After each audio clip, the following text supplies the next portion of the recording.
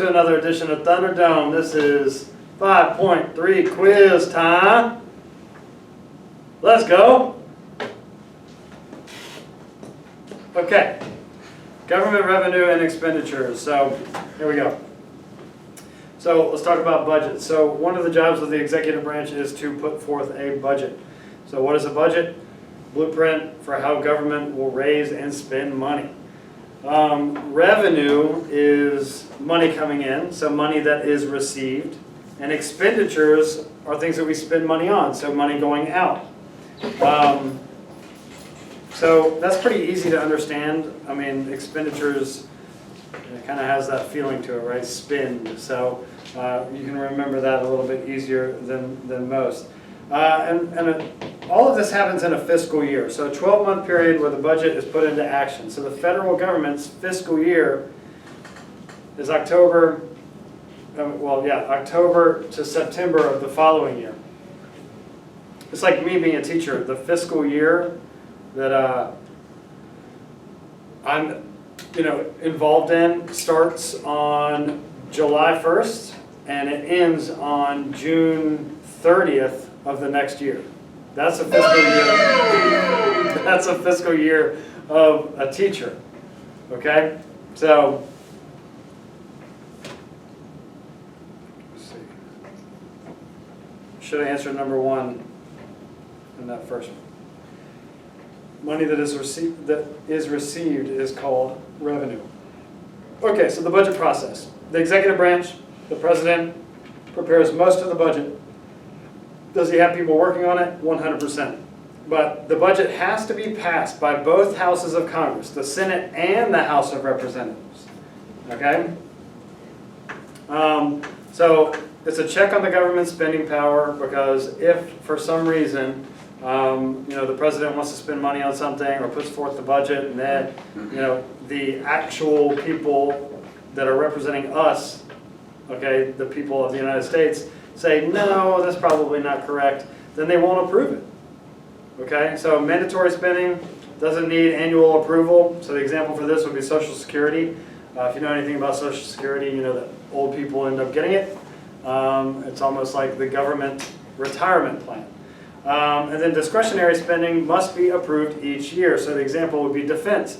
So the president puts out a budget proposal basically saying we're going to spend $2 billion on our military this year. And that has to be approved every single year. Congress must then pass appropriation bills, and we went over this the last time, but appropriation bills are just, giving money, approved spending for particular programs. Basically saying we appropriate this amount of money to this program, and then they'll end up getting that money later. All right, so question 2 should have been answered right there. All right, question 3. Sources of revenue. So taxes are the #1 source of revenue. I mean, I don't know if you've ever heard this saying before. There's 2 things you do in life. Die and pay taxes.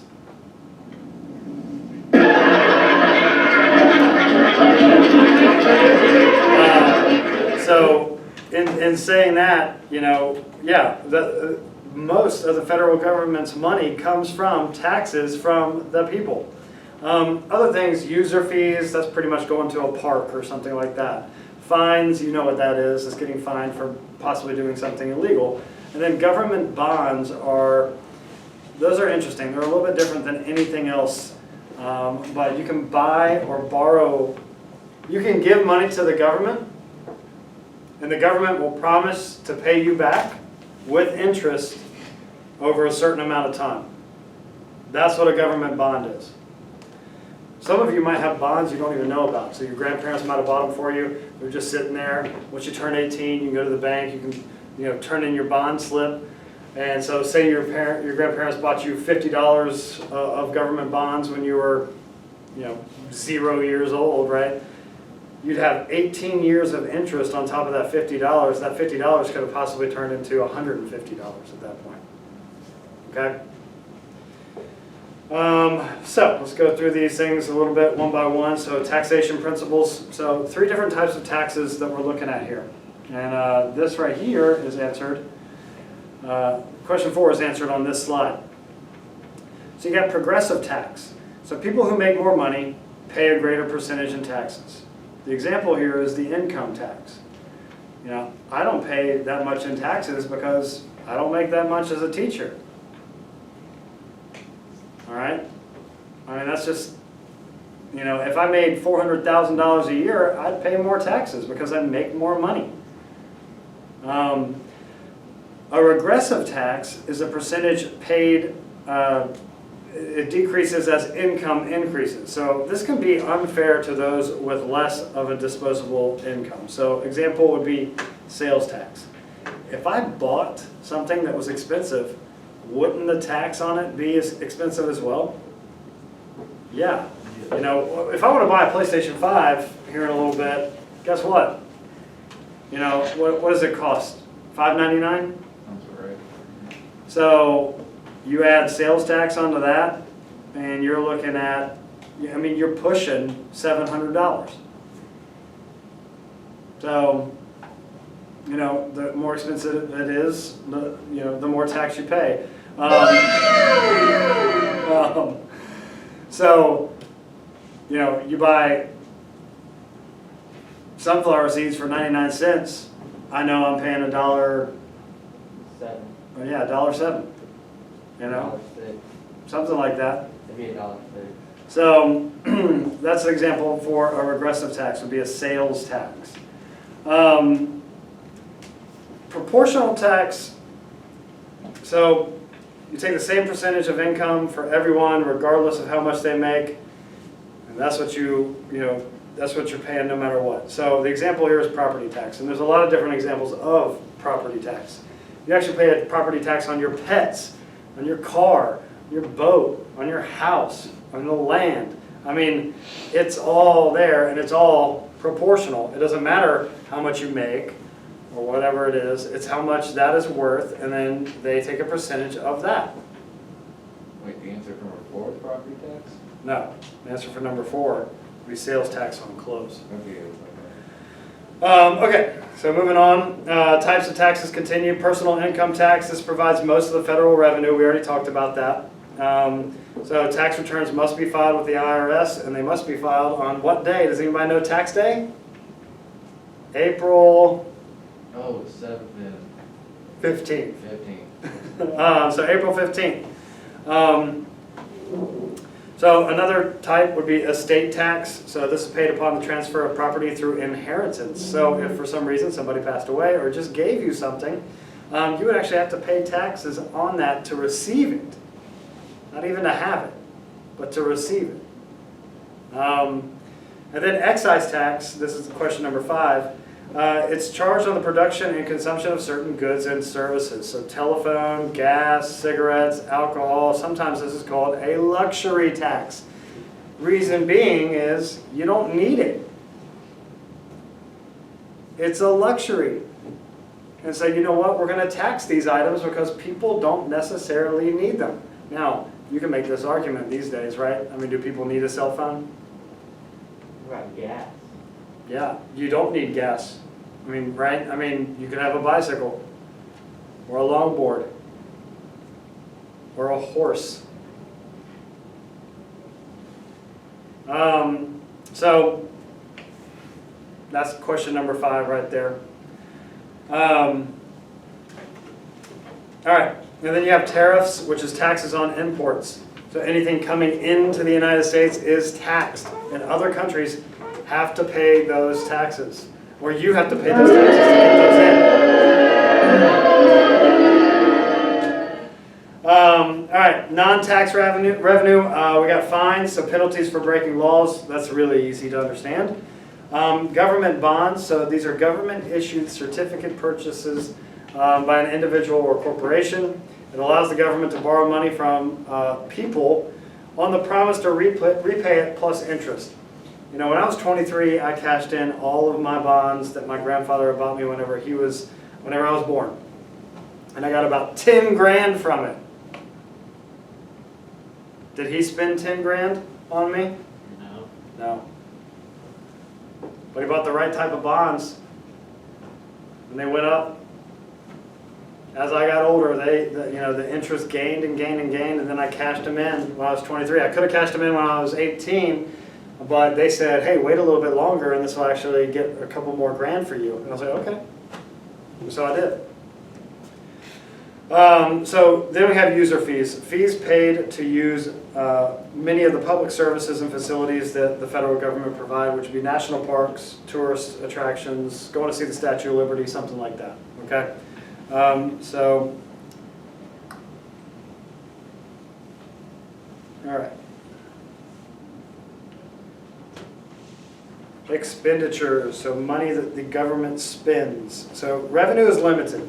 So we don't have an unlimited amount of money coming in because, people aren't just going to give unlimited amounts of money to the government. So the government must make choices about spending. So expenses change every single year. Most large expenses change very little. So Social Security, healthcare, and defense, they pretty much get the same amount of money every single year. An example of an expenditure would be Social Security, taxes would not be one of them, bonds would not be one of them. So Social Security would be an example of expenditure for question number 6. President's proposed 4.2 trillion budget right here. You can see that we got Medicare is huge, it's the orange. Social Security is huge, it's the blue. Military, the yellow, it's huge. And then you get farther and farther down the line, and look at this, science, 32 billion. 1% of the budget is spent on science. I don't even know what that means. So then we got surpluses and deficits. So if we had a balanced budget, our expenditures would equal the revenue. So we would spend the exact amount of money that we receive. The federal government is not required to have a balanced budget. And this is a hot topic because if we don't do this, then we keep on getting farther and farther into the national debt, which will never be repaid, by the way. We've eclipsed that moment where we'll never be able to repay the national debt. So I don't know what's going on with that, if that can ever be fixed, or I don't know. But if we had a surplus, that means that our money coming in would be more than what we're spending. So revenues exceed expenditures, receiving more money than is being spent. That would be an amazing thing for our country to feel. North Carolina is kind of required to have a balanced budget. So they can't spend more money than what they receive. Okay? The deficit, expenditures exceed revenues. So spending more money than is being received. Some spending is borrowed money to pay for expenses. So if you look at this, question number 7, when the government has more money that it spends, it is known as a surplus. All right. So what is the national debt? It's the total of all the deficits accumulated since independence. It's kind of a weird thing to think about, right? Since independence, since 1776, our entire amount of debt that we've accumulated.